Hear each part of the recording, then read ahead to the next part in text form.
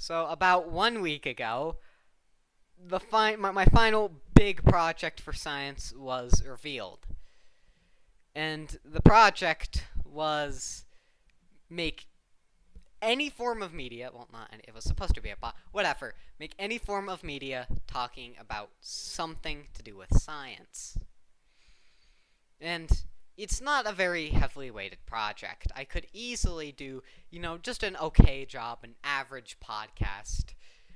It would have easily passed. So I'm using genetics to talk about OSU. For the majority of our time on Earth, we haven't had very good transportation.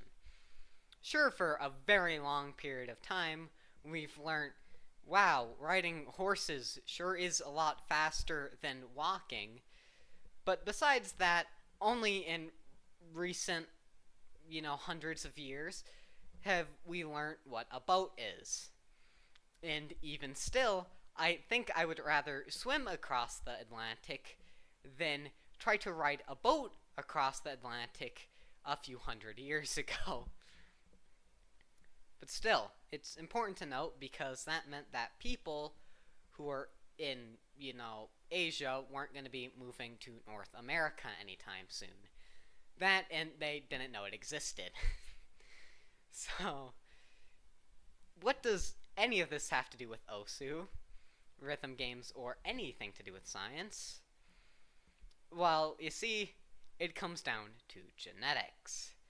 And this is the part of the video where I finally get to stop standing up like an idiot in front of a camera and show you this graph that I spent 3 hours making. Finally, we arrive at this very cool graph that I spent 3 hours making.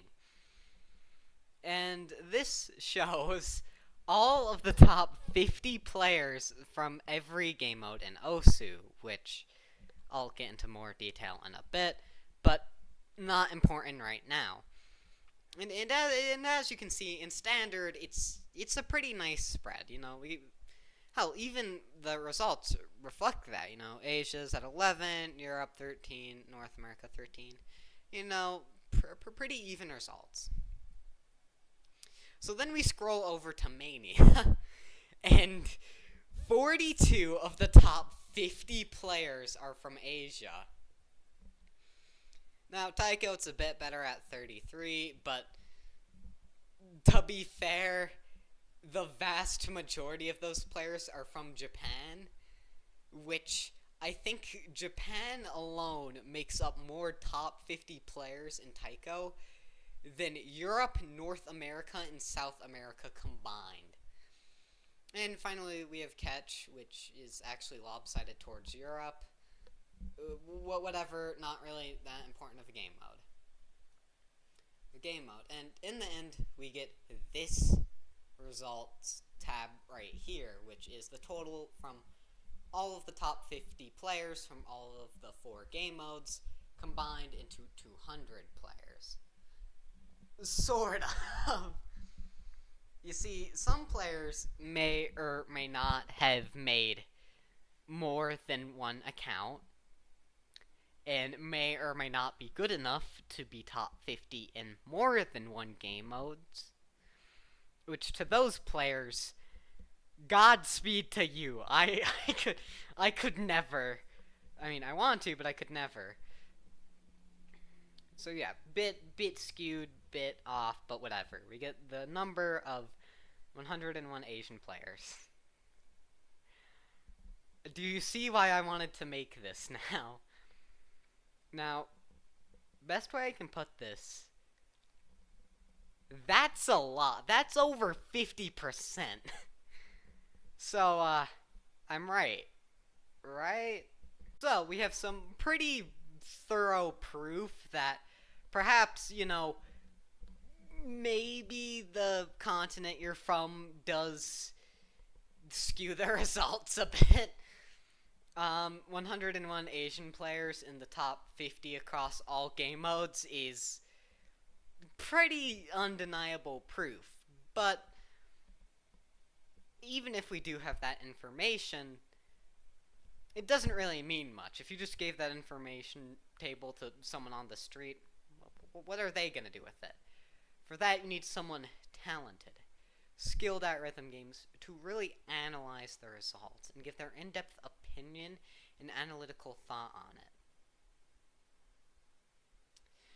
So, I don't have enough friends who play rhythm games, and by that I mean I have no friends who play rhythm games, so we're going with me! Yeah!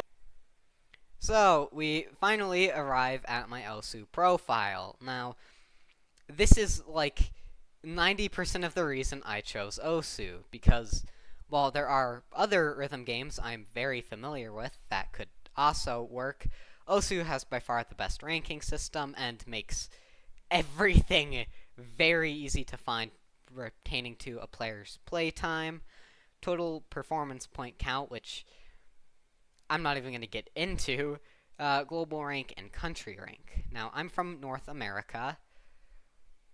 That should be very obvious. And I'm 812. Actually, United States. Whatever, same thing. Global rank is about 7,900, which is fine. So yeah, I have, if you really need more proof, there's my time, 121. Okay, that's a lot. So as you can tell, I'm knowledgeable. I know my stuff. I've said some pretty okay plays. Now, to be fair, when we look at other game modes, my playtime goes down, and please God, don't talk to me about standard. But I am also very knowledgeable when it comes to Mania. This chart is kind of a lie, by the way, because, well, let's just take a quick look through my channel, and I can't wait to censor whatever pops up on my YouTube screen. Then we just go to videos, and as you can see, look at all these great well, I guess Twin Edge technically. Quaver, row beats. Oh yeah, how far back does the row beat? What's that, 2 years? Oh, you're telling me I've been playing for 2 years, perhaps? What a interesting perspective. So yeah, I've been playing Forky for almost 2 years. I just recently got into Osu Mania. I've been too busy grinding Taiko, so I'm pretty knowledgeable in 2 game modes, and with Osu, I've been a large part of the community. Catch is the only one I'm pretty iffy on. So my qualifications are well set. So, what does the stata table mean? Now, it doesn't take an expert to figure out that rhythm games originated in, I think, Japan. I could be wrong. It's Japan or Korea, but it originated in one of the two, probably Japan, and has had a large impact on, Asia. Well, not a large impact. Whatever. By far, rhythm games are the most prevalent in Asian countries. That's very common information. So, this chart makes sense. It does. It really does. Kind of. Because, yes, well, the top 3 player... Okay, let me reword that. The top 1 player from... The top 1 players, there we go, finally, from Mania, Taiko, and Catch are all from an Asian country. The top 1 player from Standard, by far the hardest game mode to become the number 1 player in, is Australian. Now, to be fair, the player we're talking about in question is none other than Merrick. So, how is the number 1 player from Australia? Now, obvious answer, he's gifted. Like, I don't know easy way to put it. You see, oh my god, I cannot believe I'm about to explain this. So, Osu is a very interesting community, and they consider multiple of some just especially gifted players. Some of the top players that are always setting these insane scores to be born like it's insane. They think they're born different. They're above all. They have this natural talent, the blood of the Osu gods inside of them. It's insane. I'm very proud of very proud to call myself someone who is familiar with the community. Very nice. Now, it could just be, this player, he's talented. He was born with the blood of the gods. He puts in all the time, all the effort, everything that you could want. But is it that that's the case? Because in addition to that, let's look at the game modes that have the largest Asian leader, the largest portion of good Asian players, which is easily Taiko and Mania. Now, Taiko no Tatsujin came out in Japan. And I'm pretty sure you could find some style of game reflectant of, Mania, or any game. Any vertical line scrolling no-click game on button key thing in Japan, it probably originated there. Which means if these games are most common in Asian countries, because arcade cabinets and such, wouldn't that mean that those countries are more familiar with them, therefore maybe the players have had more experience? I don't know. Some weird stuff like that where perhaps, the games being made in that country impacted them. And to be fair, Osu originated as a DS game that was brought over. Now, yes, it came first from Japan, but it was also released in America and basically the rest of the world, not really important. But its origins are pretty recent, and not a lot of people played the original DS games. So the computer remake emulator thing is the one that most people go to. And my god, is it just, it by far, it didn't start in one country. It's been all over the place. It has large communities everywhere. And Catch the Beat is really weird.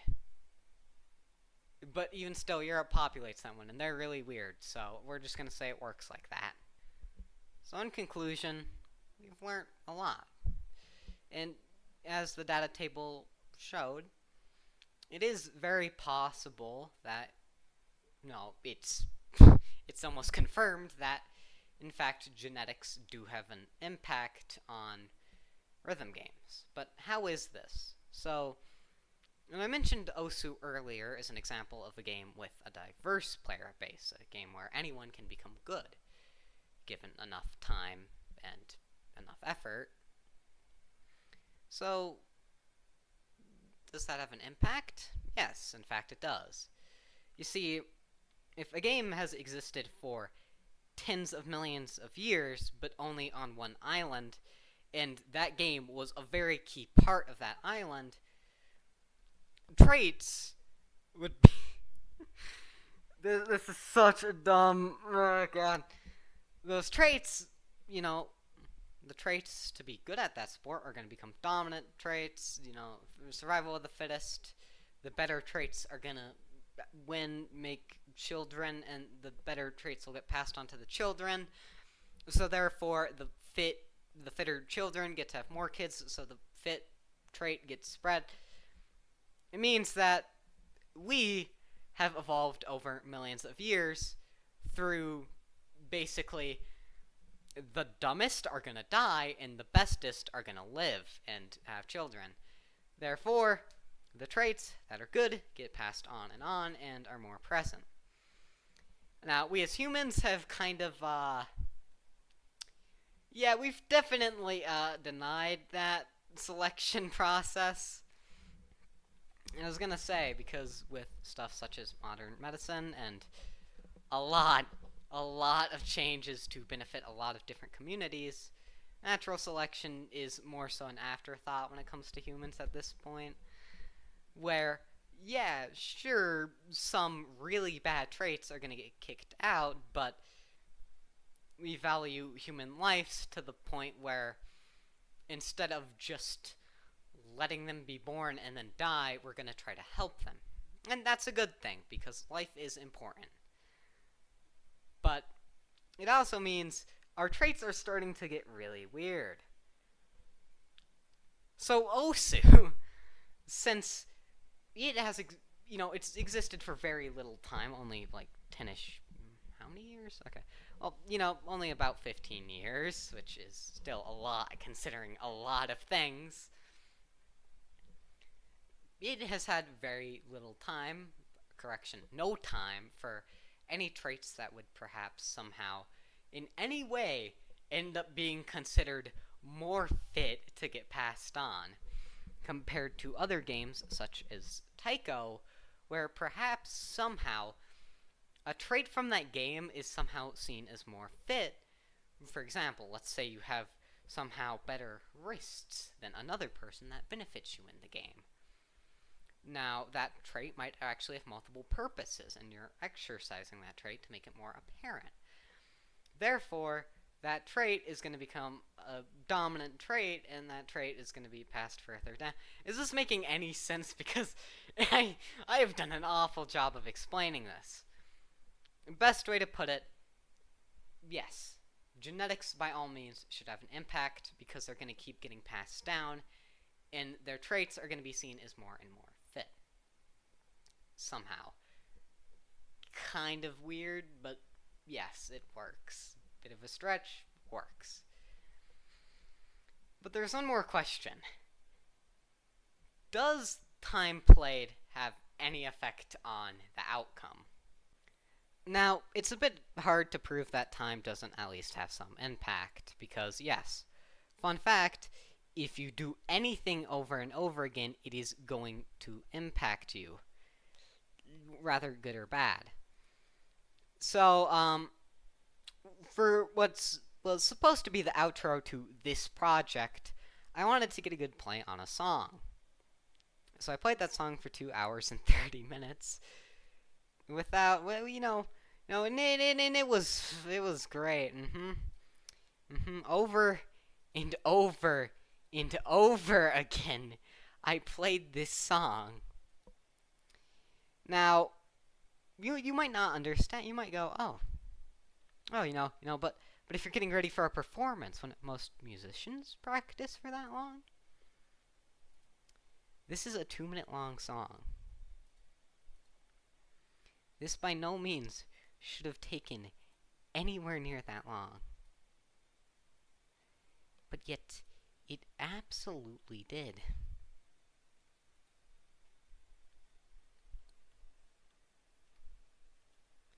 Now, luckily, and here we can see just how insane this idea was. Now, let me explain the retry counter for a moment. You see this 67 up here? That isn't total tries on the map. This isn't, oh, I've done the map, 67 times. No. That's the amount of times in this one sitting without exiting the map, without playing a different song, without taking that long of a, without taking any humongous breaks. That's how many retries I did.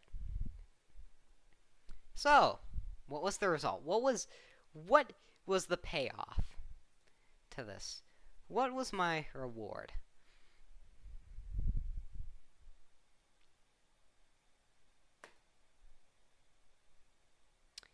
$28 misses. Okay, it might have been not even a new best. Hell, I lost rank. By all means, I accomplished nothing. By every metric, genetics matters. So, why? Why? If genetics is all that matters, if time can't even make up skill. If I played for 2 hours and 30 minutes on this one map, why? Why did I do that? What was the point? So, the final question. Why? Why would people still play this? I mean, it's just genetics. It's just luck. If you're born good, you're gonna be the best. So why is there any point for someone like me to devote hundreds of hours into this game when they know they're probably never gonna be number one? They're never gonna be the best, no matter how much time they spend.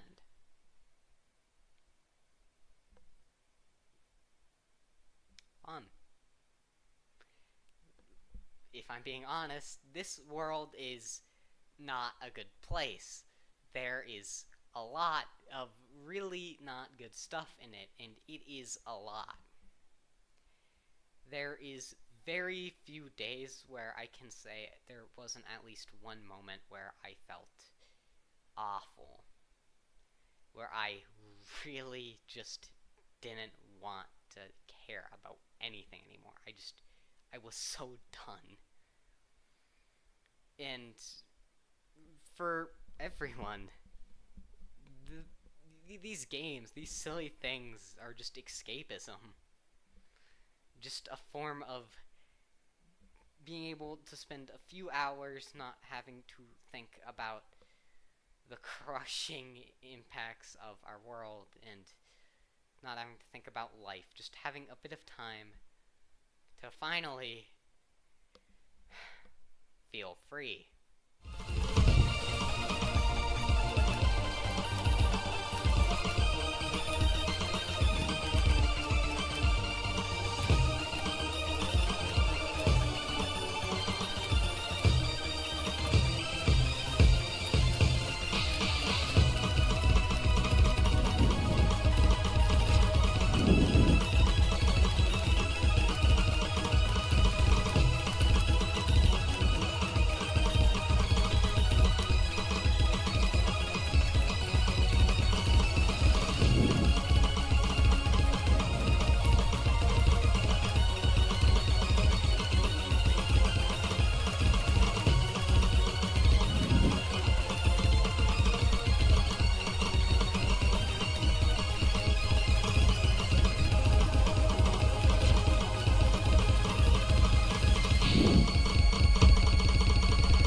Oh my god, I don't even care.